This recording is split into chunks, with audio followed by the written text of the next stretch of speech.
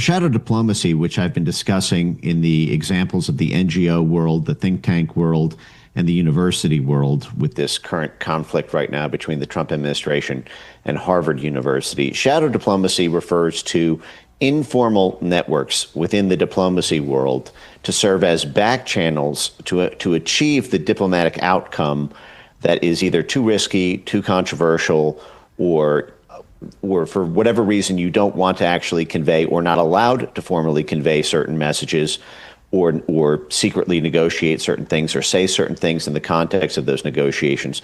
And so the State Department, the intelligence community, aspects of the defense sector frequently tap third parties in the university world, such as Harvard or Yale or Stanford, as well as think tanks like the Brookings Institution or the Carnegie Endowment, as well as NGOs like the type of large nonprofits such as the Open Society Foundation of George Soros or the Bill and Melinda Gates Foundation, to secure commitments from foreign countries and serve as a back channel to achieve the outcome that the State Department or the CIA or the DoD wants to do. And this is very significant right now in the context of federal funding for Harvard University.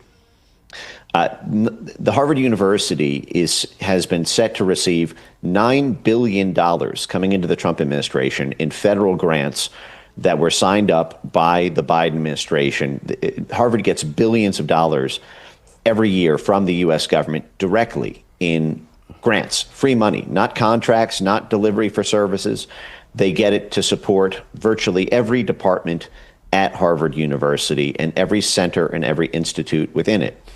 And the issue is Harvard University represents a major shadow diplomacy vector for the exact side of the foreign policy establishment that is diametrically opposed to everything this administration wants to advance, opposed to them in terms of State Department vision, intelligence vision, security posture vision, trade vision.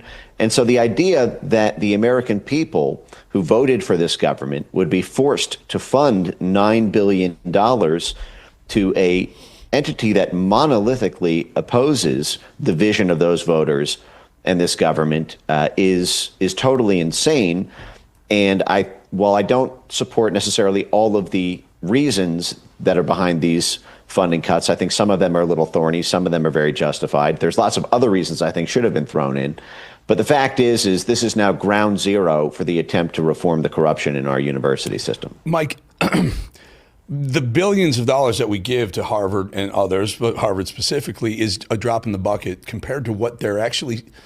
We don't charge them tax on that $62 billion endowment that they have. So they can literally trade and invest it and not be charged tax on that. That could be $5-10 billion per year additional that we Americans are going to pay tax, but because they don't, someone else has to pick up that tax burden. It's literally, money is fungible. If they're not paying the tax, someone else is, or it's going into our debt.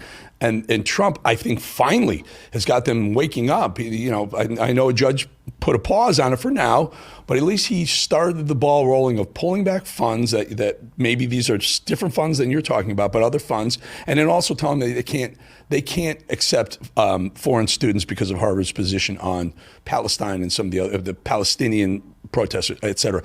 How does Harvard play out in your mind? Well, think about what a scam that is, even what you just said, to have a hedge fund operating as a 501c3 nonprofit. I mean, if you want to make it big with your hedge fund, simply create a university and then, attach it to it. And that is, in fact, what all of the major universities have done and why they so frequently partner with other hedge funds. For example, George Soros Soros has the Open Society Foundation, but then he also has the Quantum Fund, the Soros Management Fund. He's the hedge funds attached, and then the nonprofits move the needle to influence world events so that they're more profitable for the portfolio companies that the hedge fund is invested in. This is what Harvard University did in Russia through the Harvard Institute for International Development, which got $500 million from USAID in order to implement legal, regulatory, and economic reforms inside of Russia. Harvard teamed up directly with the Russian oligarchs inside of Russia, pilfered it, bought up all the assets in non-competitive bids, So you get first access to assets. It's the classic insider trading.